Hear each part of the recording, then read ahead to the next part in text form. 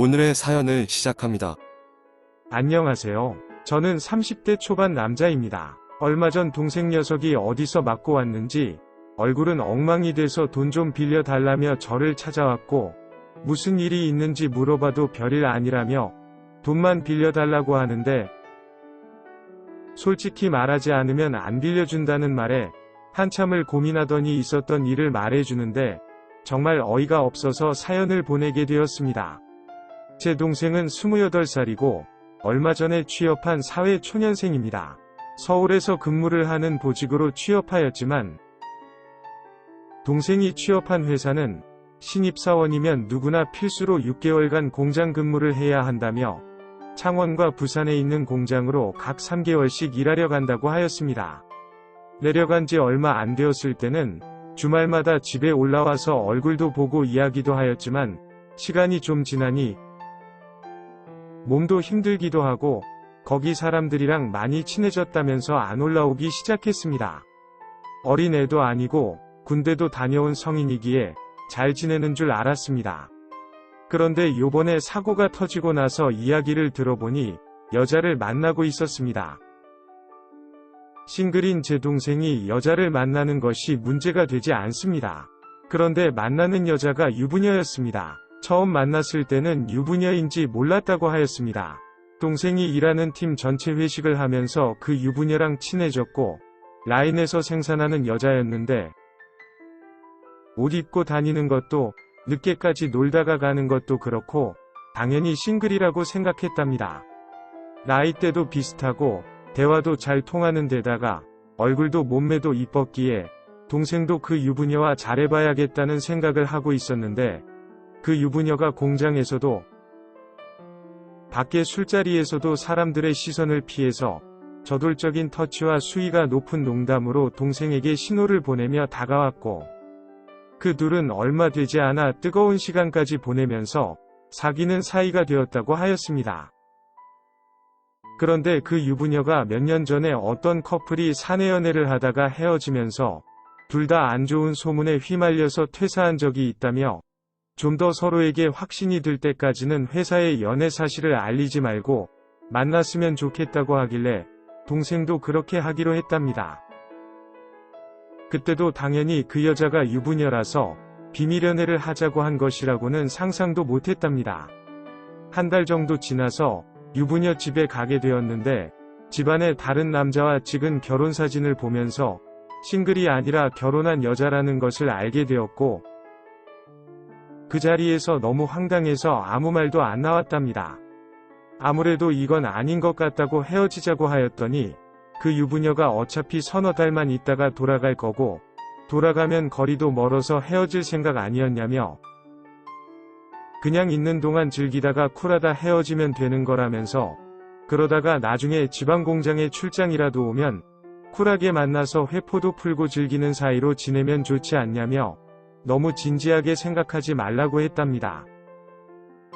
동생도 미쳤는지 그 유부녀의 말에 그러자고 했답니다.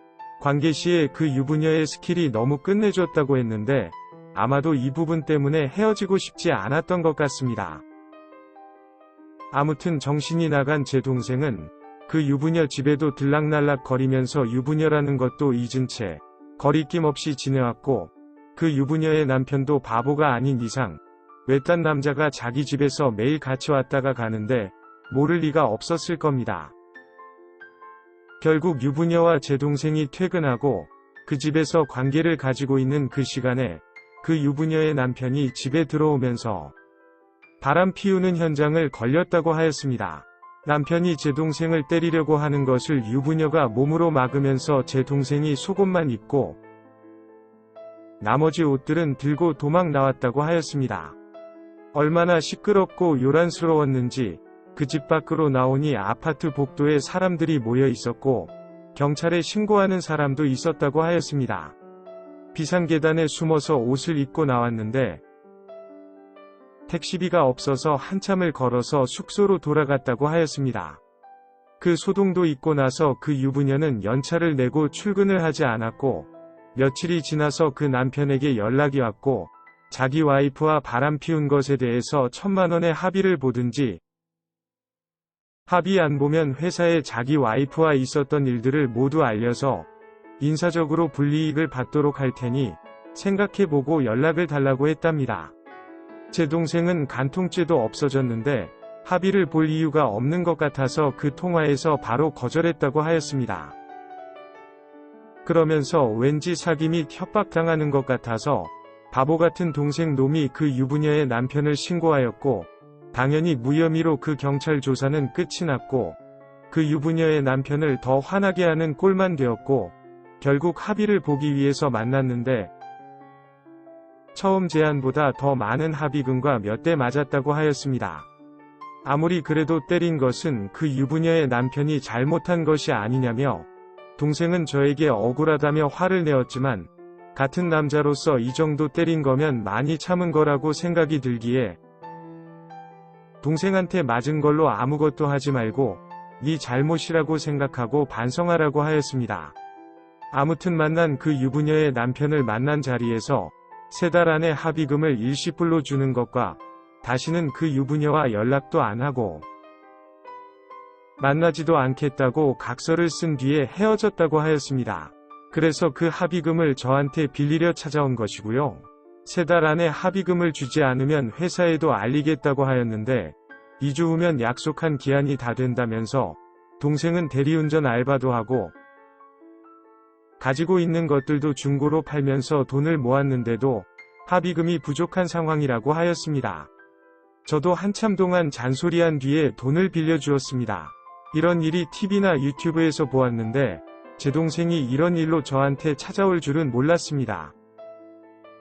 저한테 돈을 받자마자 그 유부녀의 남편에게 바로 합의금을 송금 및 전화 통화하면서 합의각서도 만나서 받기로 약속을 잡았습니다.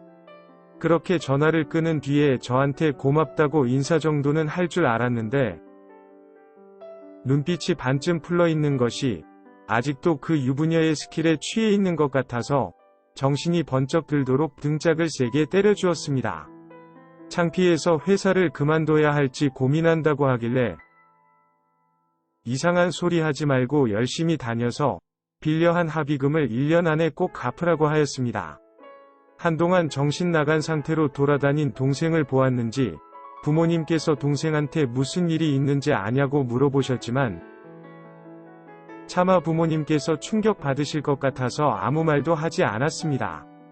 이번 일을 통해서 동생이 정신도 좀 차리고 올바르게 살았으면 좋겠네요. 오늘의 사연은 여기까지입니다. 구독과 좋아요, 알림 설정 부탁드립니다. 긴 글을 읽어주셔서 감사합니다. 구독과 좋아요 꾹꾹 눌러주세요. 꾹꾹. 알림 설정도 꾹꾹 눌러주세요.